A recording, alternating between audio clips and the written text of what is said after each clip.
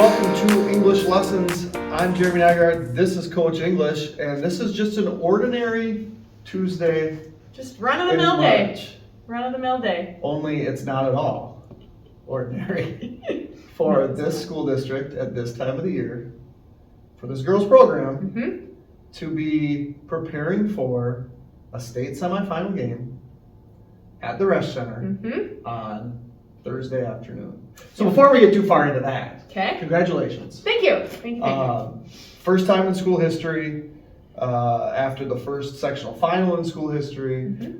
But let's go back to the very beginning of the playoffs. We talked that week, right? We're the 1 seed. We're going to host 1 game minimum. A game that I think for everybody watching was a little more edge of our seat than anybody wanted. Yep, right? that is correct. So we played Bloomer, who beat Northwestern. I think that's what you expected to see. Yep. And it wasn't the best performance by the Lady Hawks.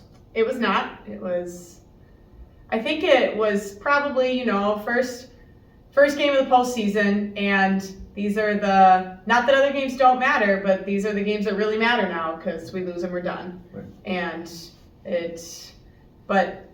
just like they've done time and time again, we managed to go in and get our stuff figured out a little bit later than we all would have liked, but figured out enough to get a dub. Haley Jort with a NBA, WNBA size 3-pointer with about 35 seconds left to take the lead. I am very grateful that we worked on that in practice and the game scenarios, because they came in handy that game. Yep. So let's just skip over that one.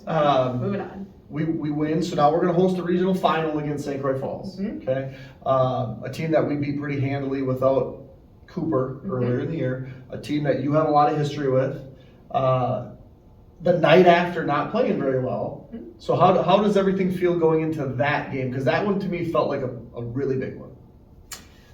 I think getting the win against Bloomer, then we could all kind of breathe a sigh of relief. We know that it wasn't our best basketball, but ultimately people came in clutch and did what they needed to do to get a win, and now we can kind of reset and go out and play a team that we had already beaten, albeit in a little bit different circumstances, but they're a team that I still think that I know pretty well. Lots of connections there. Angie will forever be one of my closest humans, and if it were not for her, I would not be here right now for a variety of different reasons, and I think that one's always a little bit more personal for me, and that's a phrase that we've come back to over and over and over this season. And I think going into our pregame talk, I told the girls that. I said, hey, this one's, you know where I came from, you know my history, and you know that this one always matters a little bit more. So let's go get it. And boy, oh boy, did they. And they did, and then we hang up a regional plaque out of the deal. That's pretty cool. Which was the first time, I think, since 2015? I think so, 14, yeah, same 15. Year, similar time, similar era as the last conference championship. Yes, about 10 years. And so then Thursday night at Barron against the Somerset team that we've seen twice, that has played pretty well down the stretch. And there's always a thing about having to beat a team 3 times. And that game starts about as well as you could draw it up. Yes, I blinked and we all of a sudden had 14 points, and Somerset didn't have any yet. And I'm not entirely sure how it happened, to be quite honest. But it did. It did. Yes, it did. And that lead got to as high as 28. And me in the stands thinking we just need to, I had the feeling that all I wanted to do, and maybe because it's Somerset, and maybe I shouldn't say this, but a running clock victory over Somerset in the sectional semis would have been so much fun. Now I don't have to deal with the blowback of running up to score on a team, right, later on in my coaching career, like you would have had to do. But 28 points where things just really seem to be clicking on all cylinders for us. Not really clicking for Somerset, which I think was a little because of how they were being played, right? Defensively, they couldn't do anything. Offensively, we made it so that they couldn't do anything. And I think everybody in the gym felt like, wow, that Bald Woodville team significantly better on that night than the Somerset team. But then there's Outbound. right? It was going to be Elk Mound or Aquinas. Close game. I was watching it as we were playing. Elk Mound pulls away from Aquinas there in that game to set up the rematch with the undefeated Elk Mound Mounders on a Saturday afternoon in Amory, a gym that we played well in, right, where the streak all started. Yep. Okay, so we've come full circle. Elk Mound fans, I hear, didn't drive through Baldwin on the way. They took an alternate route because they didn't want to see the signs. See, that's interesting because they didn't want to see the signs, and here we are driving behind the Elk Mound bus into the parking lot. Did they come through Baldwin? Yeah, we pulled out right behind them. So the players drove through, but the fans didn't. Yeah. And so the fans didn't want to see the Go BW, but what the fans got to see was what BW did, which was put up the first time Elk Mound's ever trailed by 10, and 11 and 12 and 13 and 14, all the way to 17. Could you have, like I said this about Somerset, you couldn't have probably scripted a better start to that game. But when you think about the Elk Mound game, it's fast start. Okay, we not give up the lead, but let them back in the game right before half. We start 6 for 10 from the free throw line. And then, like great teams do, close with 15 straight. And I don't think many of them even touched the rim. They were pretty dead on. So how do you, like, when you, and it's hard because you're kind of in the moment and there's a lot of stuff going on, and even still, we're still in this whirlwind. Like, when you reflect on that game, what are the things that really stick out? Sectional final victory, first time ever, against an undefeated team. Like what's going to stand out when you look back at that game years from now? What's going to be the parts that really stand out to you? Well, I think it goes back to the Somerset game because they're a good basketball team and we did a lot to prepare for that game, and going in and being able to perform as well as we did, and kind of similar, we had our moments in the second half where they crept back in as we kind of expected them to, because they're not going to roll over. I mean, they're a team full of fighters. And for us to be able to persevere through that and have that kind of a victory going into Elk Mound, I think it just set all the girls up to be, I mean, it put us in the perfect spot. We knew that we could overcome some adversity during those games, and we knew that we had all the pieces in place to be able to perform as long as we showed up and we executed. And I think for me, going out there and seeing these girls do what they have done night in and night out on such a big stage during a game that mattered as much as that one did. I mean, I told them beforehand, like, you've already made history, you've gotten here, you can do more, but know that the success of your season does not depend on this one game. And I think they really took that to heart, and hopefully it relieved a little bit of the pressure that they were feeling, because when you saw them go out there, you would have had no idea that there was any pressure. I mean, they showed up and they did their job, and I think the thing that will stick out for me is with about, 4 or 5 minutes left, it makes me emotional. With about 4 or 5 minutes left, when we got to the point where we were like, all right, let's try and run this clock down, and we had them, they were just passing it around, and the poise with which they were able to move the ball while Elk Mound was doing their best to scramble and get touches on it, but the poise that they were able to show in that moment while still being happy. I mean, you could see the smiles on their faces on the bench. That's a moment that I don't know that I will ever forget, and that will stick with me for quite a while, because that exhibits everything that this team is. They are poised, they are gritty, they are competitors, and they care so much about their teammates and about this program, and it all showed right there. Yeah, that was a good moment to just watch, because I'm thinking, just take the basket, and I'm watching them, just smiles on their faces, like, this is gonna happen. There's still 4 minutes left, but we're gonna do it. And yeah, I think you're right. We never appeared nervous, frazzled. Walking into the gym, the first person I saw was Elk Mound's coach, and I'm like, he looks nervous. Right? I think there was so much expectation for Elkbound to at 27-0 be 28-0, and for our girls it was like the target's not on our back right now, and we played like, even if it wouldn't have mattered. And you can't see the sign up here that says Hawks 60, Mounders 43. So they had never trailed by 10, they lose by 17, and then that sets up a trip to Green Bay.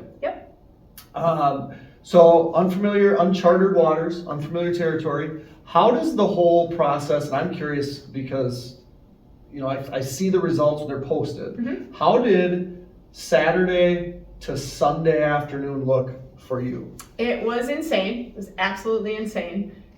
So Saturday after the game, on my way home from the high school, I'm already calling and scheduling practice times and getting emails from the WIAA and from people in Green Bay. Sunday morning, there's an informational Zoom call where they walk you through everything that you need to know. I got a nice little booklet. Everything's laid out in there for me. Kudos to the WIAA, especially from someone who has never done this before. They make it as cut and dry as they possibly can. So Sunday morning is all of that information, and throughout that, it's trying to dig up as much information as we can on our other potential opponents. And then Sunday evening, we're, what's Sunday evening? Oh, Sunday evening is a media interview with any reporters that want to ask you any kind of questions. So I get to toot these girls' horns one more time, which I love doing. They've earned it. And throughout the course of that, it's the logistics of figuring out the transportation, confirming all of our hotels, figuring out what we're going to do for food, and just all of the in-between stuff. And it's a lot. And then on top of that, I think a priority for us was to do everything that we could to get these girls in an environment like the environment that they will play in come Thursday. So we were able to get to UW River Falls and be able to practice on the longer court, which is what they're going to experience on Thursday. And I'm so glad that we were able to do that. And we'll be able to go practice on some bigger courts again before we get to the Resch, and it makes an impact. So just all of those little things that have to get done. And I mean, shout out to all of our administrators and to all of our parents and to everybody who has reached out to support this team, to get the girls a nice fancy coach bus that I know has been a big deal, to get them to Green Bay. It just, the amount of community support has been overwhelming in the best way. And you know that these people are there all season long. You hear it from, I have employees in the building who will come say good game, or hey, like they did the best they could, over and over and over. But just how much it increases now that we're in a spot like this, it's, like I said, overwhelming in the best way. And it just makes me so grateful to be a part of this community and have all of the support that we have for this program. Absolutely. So how did was it a computerized seating thing? So Yep.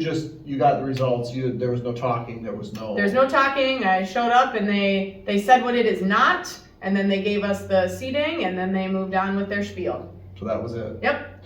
So win-loss records, strength of schedule, opponent strength of schedule, which is very hard because we're not playing any of these teams. I think Aquinas was a common opponent for the other three and Elkmound. But as far as trying to draw parallels between teams that you've played and teams they've played, this just doesn't happen. Yeah, right? So it's Madison Edgewood is the 1 seed, our opponent. Kettle Moraine Lutheran, the 2 seed, and then Appleton Xavier, the 3 seed. There's a familiarity amongst those teams in that they're all, not public schools, right? So how does that, like, the stigma behind being the lone public school, we're gonna have more support, right? Because I think when you go into that situation, if you're neutral, that's where you go. But also now we've gone from playing in a packed gym that held 1,700 people to we're gonna go to a arena, right, that holds 10,000 people, and we'll have more than 1,700 people there. There'll be more than 1,700 people there, but it's not gonna feel that way. So how do you prepare the girls for that setup Yeah. going into it?